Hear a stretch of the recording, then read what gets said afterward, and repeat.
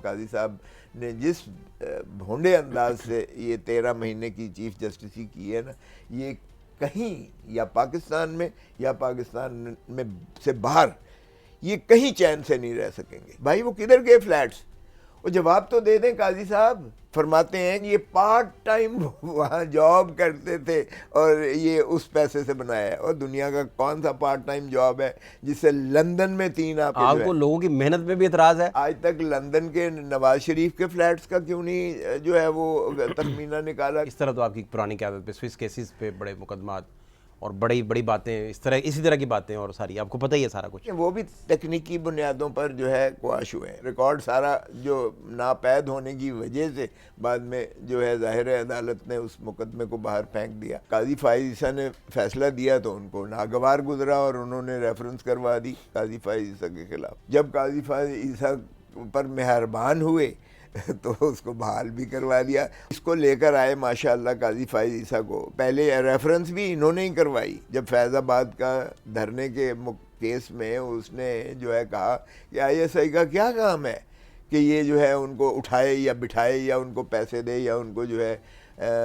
धरने बनाए या उठाए। तो ये जब काजी फाइज ईसा ने फैसला दिया तो उनको नागवार गुजरा और उन्होंने रेफरेंस करवा दी काजी फाइज ईसा के खिलाफ।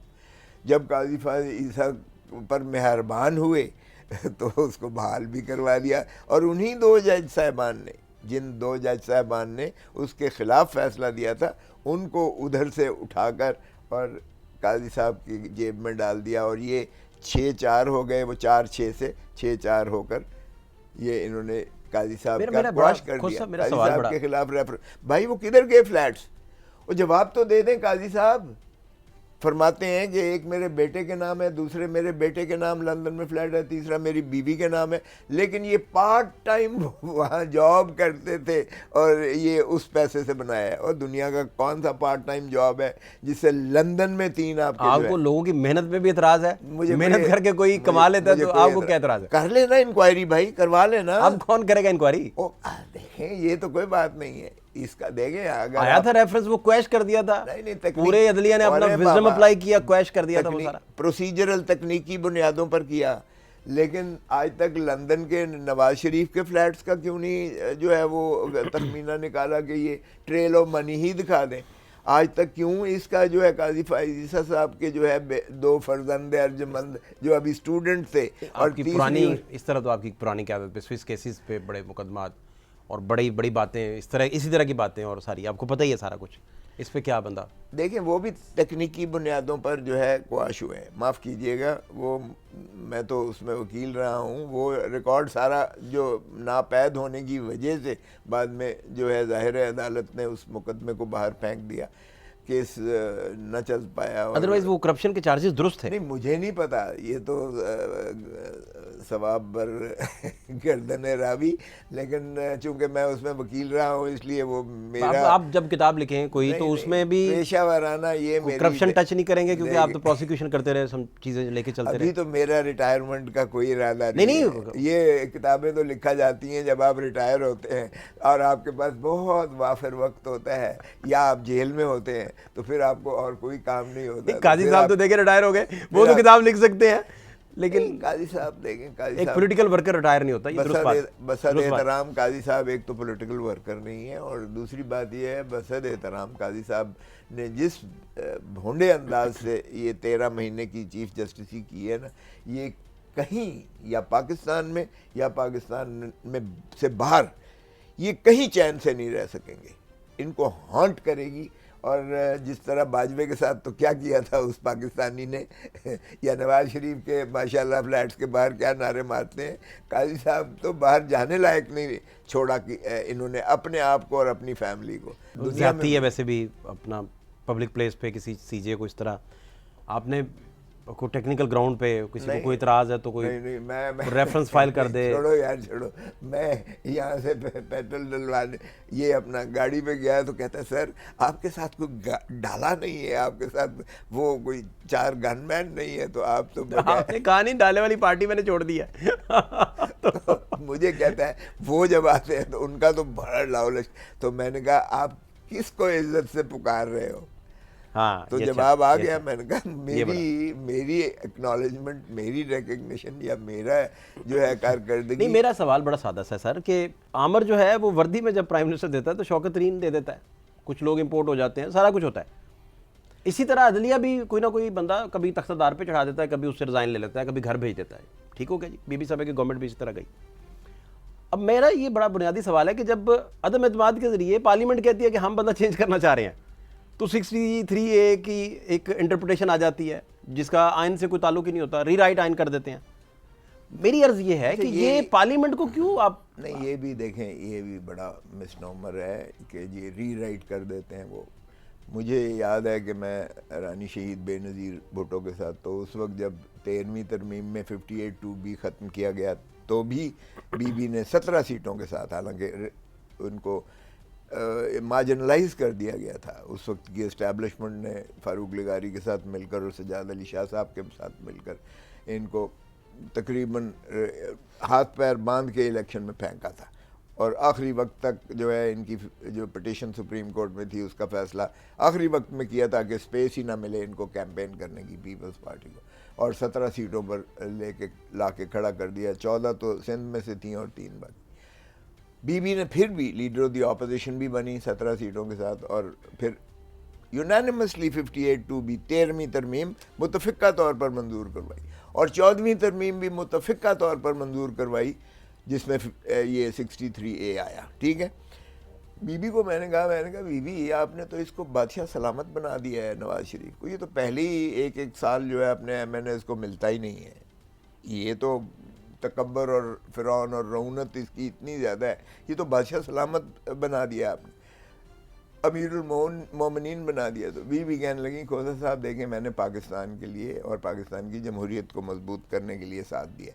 58(2)B इसलिए मैंने उसका साथ दिया क्योंकि 2 मरतबा नवाज शरीफ की हुकूमत को कबल अज़ वक्त बर्खास्त किया गया, और 2 मरतबा मुझे 18 महीने एक दफ़ा और 22 महीने एक दफ़ा, यानी 5-5 साल, जो 10 साल की थी।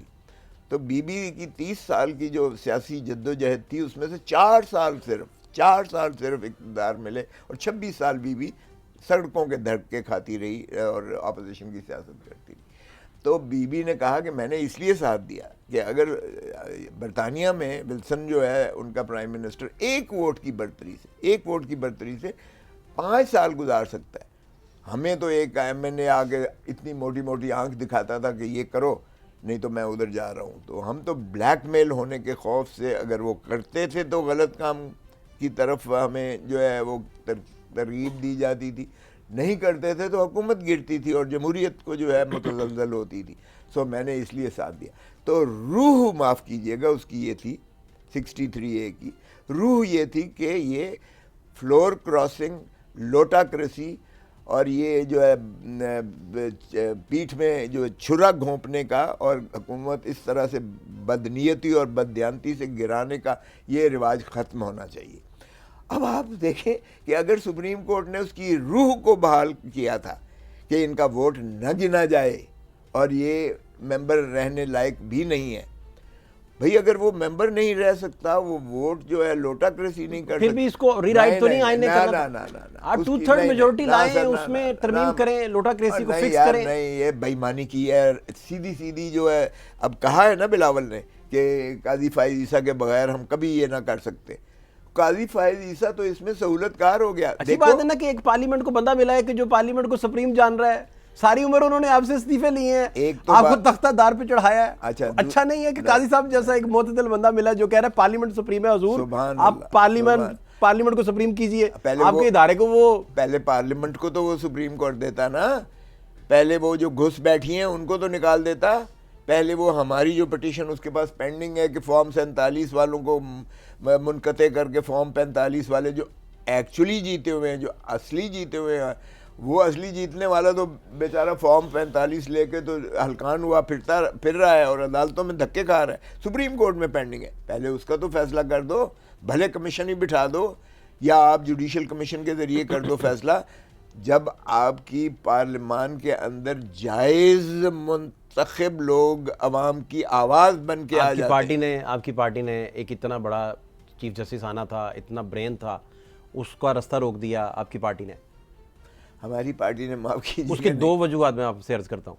एक वजह तो वो जो आपकी इस वक्त की हुकूमत बता रही है कि पीटीआई अगर हमारा साथ देती तो मंसूर अली शाह ही हम बनाते, वो यूनानिमस बना देते हम। एक तो ये रीज़न। दूसरा, आप लोगों ने पोलिटिसाइज इतना किया कि ये आएंगे तो इलेक्शन खोल देंगे, ये आएंगे तो वो कर देंगे, ये आएंगे तो वो हो जाएगा। ख्वाजा आसिफ रिकॉर्ड पे हैं, सारे लीडर रिकॉर्ड पे हैं, अपोजिशन बार बार उनका नाम फ्लोट करती थी कि मंसूर शाह साहब जो आएंगे और इलेक्शन की इची पीछी खोल देंगे, ये हो जाएगा वो हो जाएगा। उसका रास्ता रोक के नॉकआउट आपने करवा दिया। हमने किया। ये ख्वाजा आसिफ हमारा बंदा है। और ख्वाजा आसिफ क्या हारा हुआ नहीं है रेहाना डार से। ख्वाजा आसिफ कुछ बार बार वहाँ कहता था असेंबली में, कोई शर्म होती है, कोई हया होती है। आप ज़रा अपने ही अदाओं पे गौर कर लें। आपको भी ज़रा शर्म और हया होनी चाहिए कि आप इस रेहाना डार से हारने के बावजूद आप असेंबली में बैठे हुए हैं और आप डिफेंस मिनिस्टर बन के आप स्पोक्स पर्सन बने हुए हैं हुकूमत के। और मोहतरम नवाज शरीफ जो पापा रोम बन के बैठे हुए हैं, उनको भी कोई जो कहते थे वोट को इज़्ज़त दो, वोट को इज़्ज़त दो, क्या ये होती है? बिलावल कह रहे थे 58(2) भी जो है, 58(2) भी हमने खत्म करवाया तो अदालत ने सादिक और अमीन के जरिए उसे अपने पास रख लिया।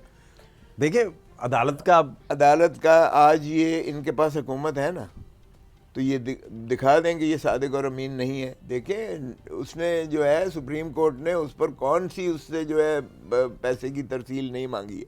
उसका बनी गाला वाला ही एक प्रॉपर्टी है ना, बाकी तो उनके पास कोई लंदन की फ्लैट्स तो नहीं है उसके पास वन हाइड पार्क तो नहीं है, ना ही पार्क लेन के उसके पास फ्लैट्स हैं जो दुनिया के महंगे तरीन है। लेकिन वो जो ट्राइका बना साकिब निसार साहब और वो घर को रेगुलाइज करने वाला, उस पर बड़ी कहानियां हैं, बड़े कॉलम्स हैं, बड़ी चीज़ें रिकॉर्ड पे हैं। मैं उस बहस में हम जाना नहीं चाह रहे।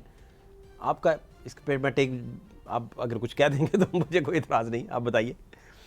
नहीं देखिए जो मलिक रियाज की ऑडियो आ गई कि कौन सी कितने कैरेट का क्या चाहिए, वो अजीबोगरीब कॉलें इस तरह की रिकॉर्ड का हिस्सा है। अब अगर फिर DGI क्यों हटाए जो मौजूदा आर्मी चीफ हैं? वो घर बताने चले गए कि हजूर वो आपके अपने घर में ये चल रही हैं चीज़ें।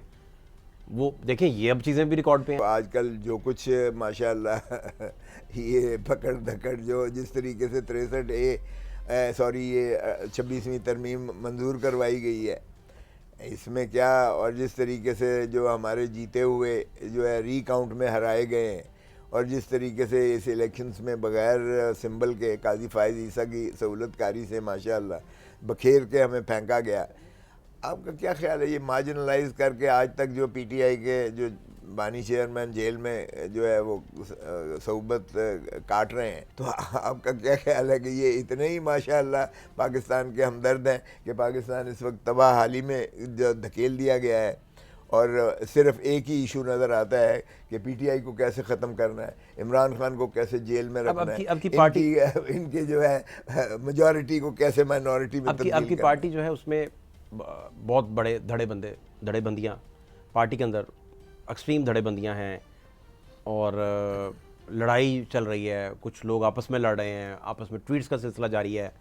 बुशा बीबी अगर बाहर आई हैं तो बहुत बड़े बड़े दानिश्वर स्पेकुलेट कर रहे हैं कि ये डील थी और उसकी डील की वो वजह बताते हैं। अगर आप फैसल वावडे को दानिश्वर कहते हो ना तो फिर ये बात अखबार ने भी लीड लगाई, अखबार ने। मैं और कुछ नहीं कहूँगा।